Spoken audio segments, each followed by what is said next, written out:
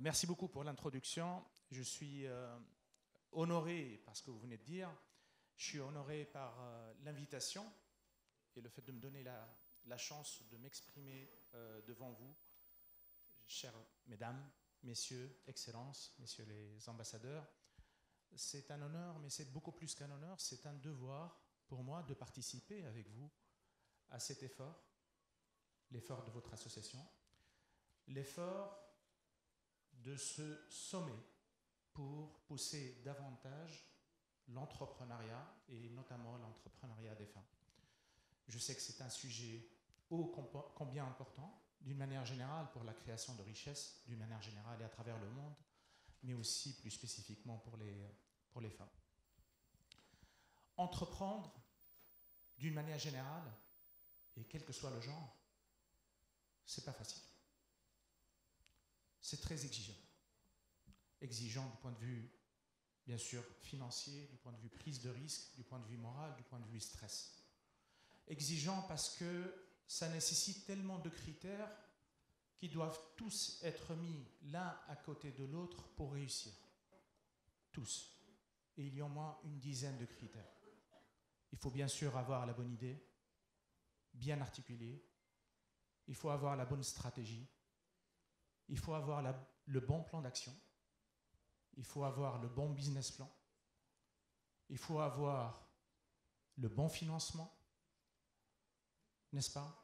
Il faut avoir le bon système économique qui peut nous aider à s'intégrer avec les autres entités économiques.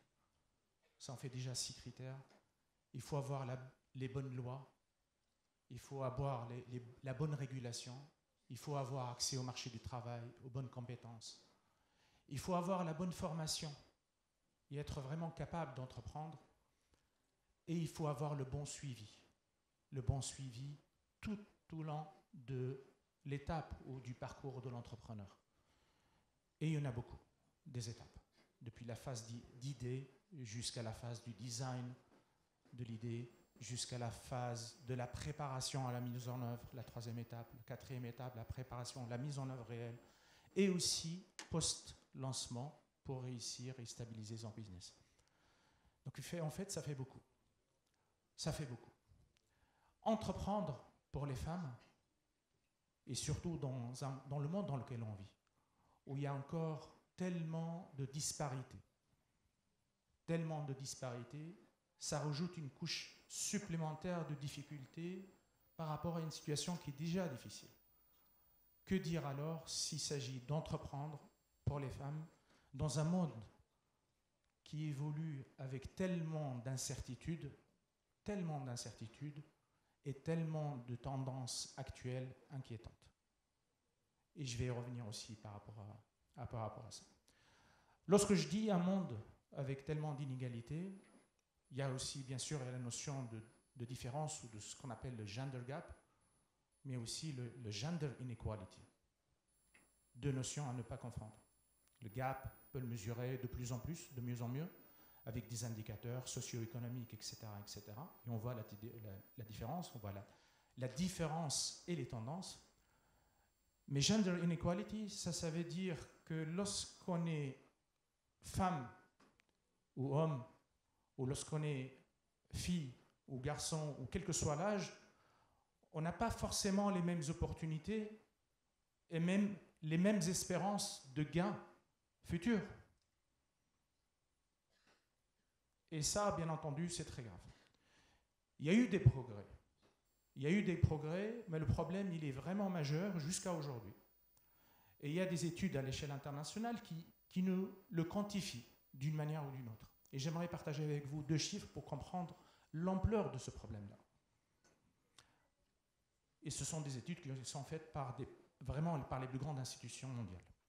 La première, on parle de 2,4 milliards de femmes dans le monde actuellement qui n'ont pas la même chance d'accès économique et donc plus tard d'entrepreneuriat ou de revenus. 2,4 milliards de personnes.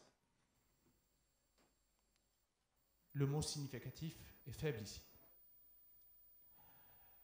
Et on parle de combien en valeur? En équivalent dollar. La meilleure étude que j'ai vue et la meilleure estimation, elle dit qu'on parle d'un écart de revenus entre les genres d'à peu près 170, plus que 170 trillions de dollars d'écart de revenus à travers l'espérance de vie des personnes actuelles, à isopérimètre, etc., etc. 170 000 milliards de dollars d'écart de revenus à travers l'espérance de vie. Des chiffres énormes. Combien de zéros à ce chiffre-là? Donc c'est même beaucoup plus que ce qu'on crée collectivement et beaucoup plus que le PIB mondial pour tout le pays, pour tous les pays. Donc tout ça, c'est pour quantifier un petit peu l'ampleur du problème et pour dire qu'il y a plus qu'une nécessité d'agir, et je vais parler de quelques idées comment agir dans ce sens. Mais la première chose pour agir, c'est d'être convaincu que traiter ces problématiques-là, c'est pas seulement générer plus de revenus pour les femmes, mais c'est générer plus de revenus et de richesses et mieux partagés pour tout le monde et pour toute l'humanité. Et ça, pour moi, c'est le point de départ. C'est vraiment le point de départ. Alors, il y a eu des politiques générales, des politiques beaucoup plus ciblées. Il y a eu des avancées et on a pu le mesurer. Dans certains pays, mais pas tous, dans certains domaines et pas tous. Mais lorsqu'il s'agit d'entrepreneuriat féminin, à mon sens, pour parler ou pour passer d'un stade où on parle beaucoup plus politique générale ou politique ciblée, il va falloir être concret et il va falloir le mesurer. Être concret, ça veut dire s'adresser à la couche d'après d'exécution. Être concret, ça veut dire aller jusqu'au cadre juridique, clair, égalitaire. Mais le retour d'expérience nous a montré aussi que le cadre égalitaire n'est pas suffisant. N'est pas suffisant. Il y a environ seulement une douzaine de pays dans le monde, 12, qui ont réussi à atteindre ce niveau de cadre vraiment égalitaire. Et comme par hasard, ce sont les pays les plus développés ou parmi les pays les plus développés au monde. 12. Donc il y a le cadre juridique et réglementaire. Mais ce n'est pas suffisant. Il y a le budget. Les budgets, parce qu'il faut que les moyens suivent. Il faut que les moyens suivent.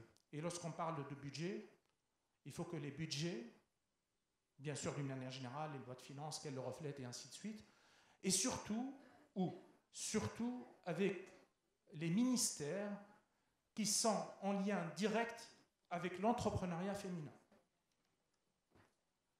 2. 3. J'avais mentionné pour les entrepreneurs, un des problèmes, c'est le financement. Il va falloir aussi avoir des outils de financement qui comprennent les spécificités de l'entrepreneuriat féminin, fait par eux, par elles et pour elles. Et il y a eu quelques progrès, y compris ici en Tunisie, là-dessus. Mais si on veut faire une lecture vraiment critique par rapport à ces produits-là, je ne suis pas vraiment satisfait. Parce que j'ai plus l'impression qu'on est en train de faire de l'emballage par rapport à un cœur produit financier qui est très lié au taux directeur, qui est le paramètre le plus important, non seulement de la finance, mais de l'économie et de tout, et qui reste très cher, presque partout dans le monde, et surtout depuis 2-3 ans, depuis les politiques ou les ressages des politiques monétaires qu'on est en train d'observer dans le monde maintenant, avec les 4,5% pour l'euro, la Banque Centrale Européenne, les 5,25, 5,50 Fed et ainsi de suite, et d'autres monnaies. Donc lorsque le cœur n'est pas bon, on peut mettre tous les emballages qu'il faut, on ne sera jamais percutant, et je vais revenir aussi sur ce point-là, très important. Très important. La quatrième dimension pour passer de politique claire à l'exécution, c'est l'utilisation des nouvelles technologies. Et on sait aussi, et c'est prouvé, que les nouvelles technologies, elles permettent de faciliter l'entrepreneuriat féminin, d'accéder à l'information, et aussi de subir moins de pression par rapport, et moins de harcèlement dans les transports, pouvoir travailler à distance avec les outils collaboratifs et ainsi de suite, mais aussi avec les nouvelles tendances maintenant, on en parle tout le temps, avec l'intelligence artificielle, qui va permettre aussi d'ouvrir de nouvelles opportunités, non seulement comme des idées de création de richesse pour les femmes entrepreneurs, mais également pour leur faciliter le travail au quotidien et d'agir en tant que collecteur, analyseur de données, en tant que copilote pour les femmes entrepreneurs. Cinquième dimension importante, c'est l'information, la mobilisation et en quelque sorte la mise en valeur des success stories des femmes entrepreneurs qui réussissent. Et il y en a tellement. Et il y en a tellement. Et il faut qu'elles jouent ce rôle-là, le rôle modèle, le rôle qui inspire. Et c'est un petit peu l'esprit de l'association qui nous a tous réunis aujourd'hui. Donc, beaucoup de dimensions pour pouvoir les exécuter et pour être encore plus efficace, il va falloir aussi mettre du point de vue opérationnel et soutenir non seulement les femmes entrepreneurs directement, mais soutenir toutes les entités, les structures, les associations qui aident les femmes entrepreneurs à réussir. Si on met tout ça, l'un à côté de l'autre, je crois qu'on peut passer d'une manière nettement plus efficace de politique générale ou politique ciblée genre à vraiment des choses qui sont beaucoup plus concrètes, juridiques, budget, financement, KPI et ainsi de suite et ainsi de suite. Même si, pour pouvoir mesurer ça, il va falloir continuer le travail qui a été initialisé par le FMI, par la Banque mondiale et par plusieurs pays, c'est mettre en place des indicateurs de suivi des écarts pour s'assurer qu'on est vraiment en train d'avancer de la bonne façon, à la bonne vitesse et conformément à nos objectifs. Et là, je mets juste un petit bémol là-dessus. Attention à la subtilité de l'évolution de ce qu'on est en train de voir.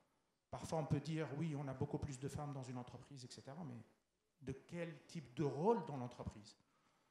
Dans le management, dans le middle management, quelle qualité de travail, et ainsi de suite. Donc les tableaux de bord et les KPI, en quelque sorte, doivent aussi évoluer pour intégrer cette subtilité-là. Alors, si on fait tout ça, et si on s'inspire les uns des autres, les pays, les bonnes pratiques, les benchmarks, etc., vous pouvez me poser la question, est-ce que vous êtes confiant qu'on pourra avancer d'une manière positive? Est-ce que les chiffres que j'avais annoncés, les 170 000 milliards de dollars et les 2,4 milliards de femmes et ainsi de suite, est-ce que si on se réunit dans quelques temps, est-ce qu'on va pouvoir être sûr que les chiffres, au moins ces deux-là, vont s'améliorer? Alors, je peux vous dire avec les éléments actuels, et même si on fait proprement notre travail, je ne suis pas très rassuré. Je ne suis pas rassuré. Parce que jusqu'à présent, on travaille politique et comment mettre en œuvre les politiques, mais il y a des grandes tendances mondiales qu'on est en train d'observer et qui sont structurantes, qui vont être structurantes pour le futur. Et parce que aussi, on voit des tensions, on voit des tensions géopolitiques qui risquent d'impacter le climat général des affaires. Je vais y revenir. On voit des changements climatiques qui impactent le climat général, qui impactent tout le monde. Hommes, femmes, etc., entrepreneurs, quelle que soit la classe sociale, etc. On voit des évolutions démographiques très fortes. Et tous les problèmes qui en découlent. Migration illégale, légale, etc., et autres. On voit des évolutions technologiques qui apportent beaucoup d'opportunités, mais aussi des menaces, ou des risques, plutôt. N'est-ce pas? On voit des tensions sociales qui montent et beaucoup plus de manque de confiance aussi entre ceux qui gouvernent et ceux qui nous gouvernent, etc. Et j'aimerais vous remercier d'ailleurs d'avoir choisi la Tunisie et Tunis comme premiers événements, au premier lieu, pour booster ce genre d'événements et de réflexions. Parce que pour moi, Tunis et la Tunisie, c'est un petit peu, elle est au cœur de ces principaux changements.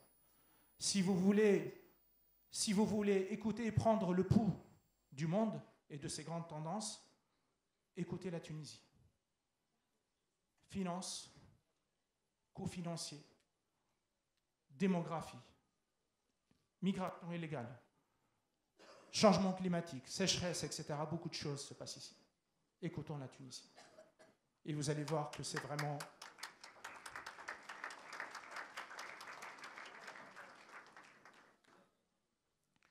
Et elle nous pourra vraiment nous éclairer. Et aussi, toutes les civilisations, toute l'histoire. Oui, un vieux pays de plusieurs milliers d'années.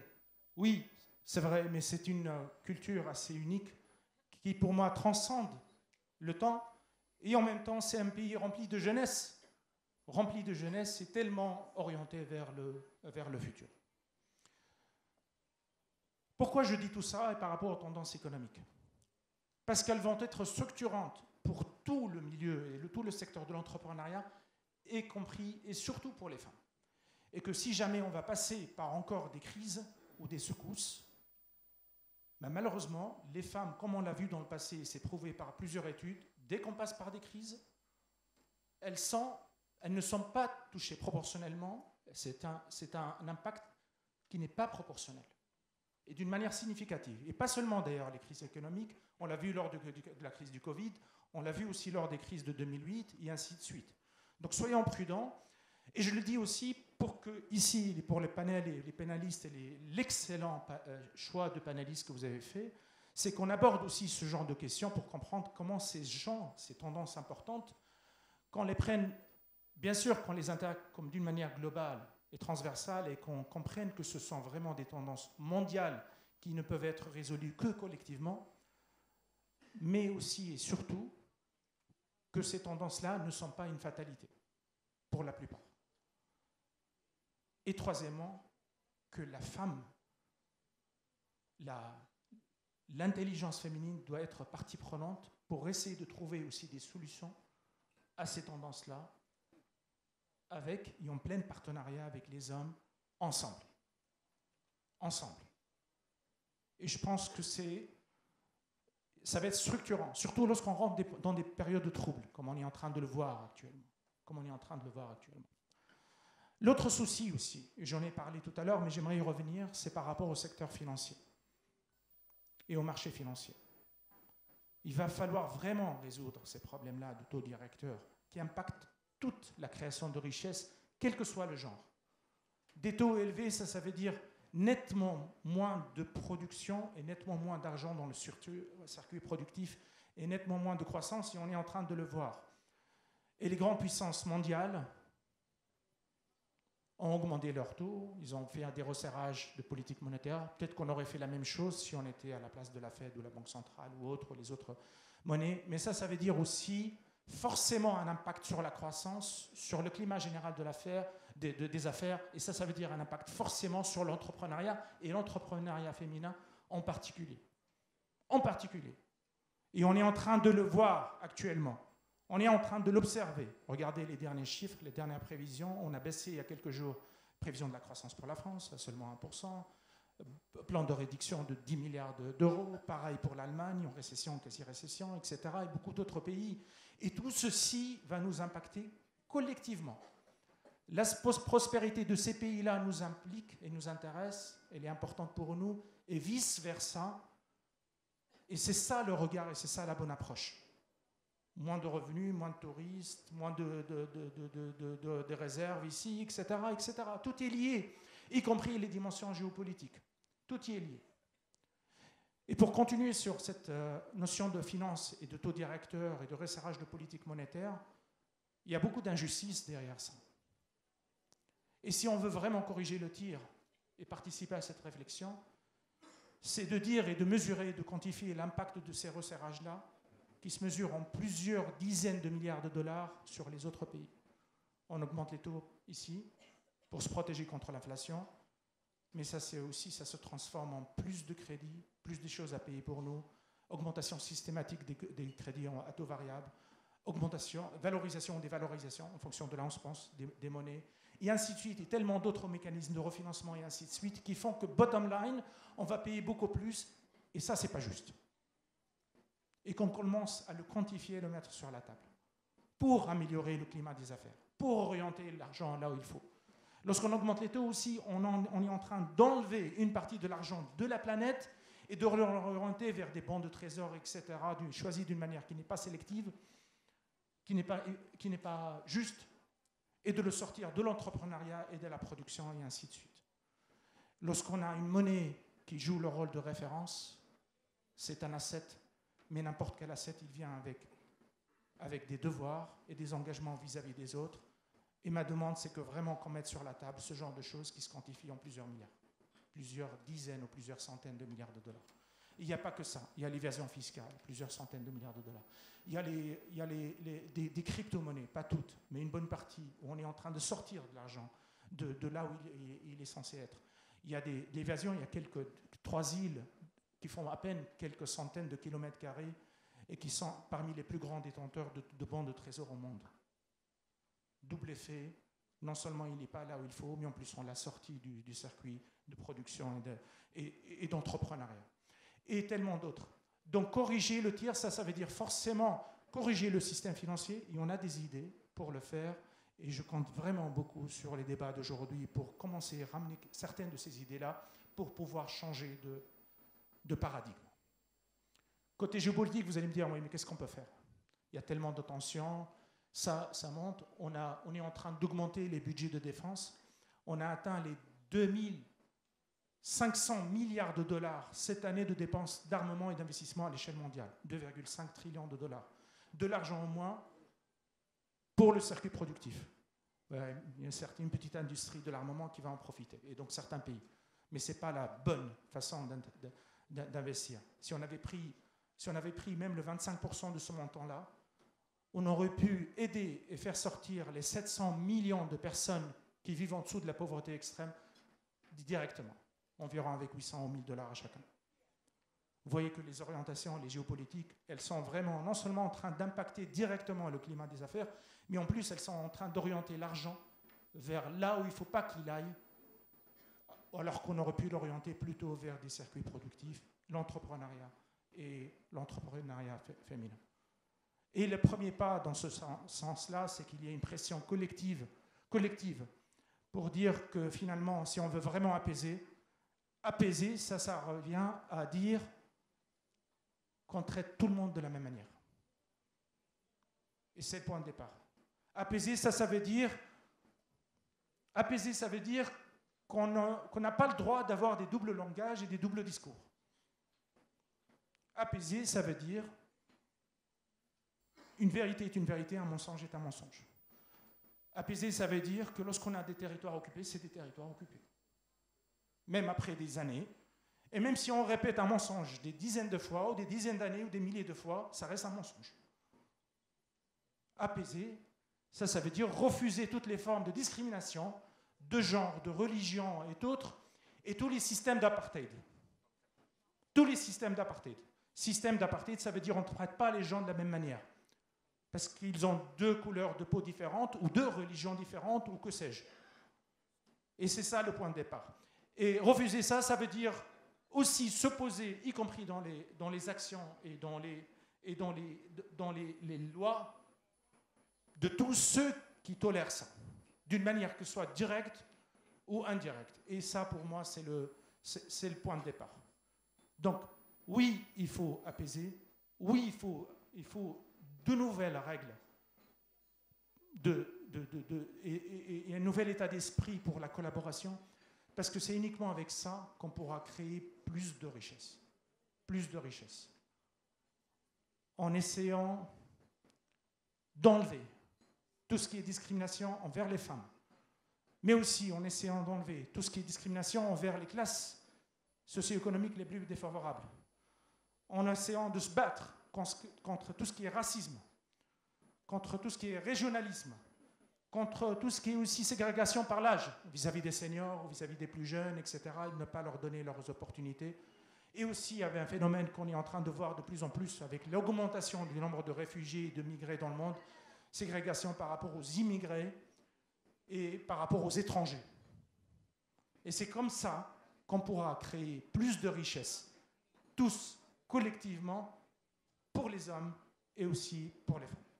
Donc, et c'est pour cela que c'est vraiment un appel pour qu'on change de paradigme, pour que finalement on puisse hisser les ambitions. Et je vous remercie.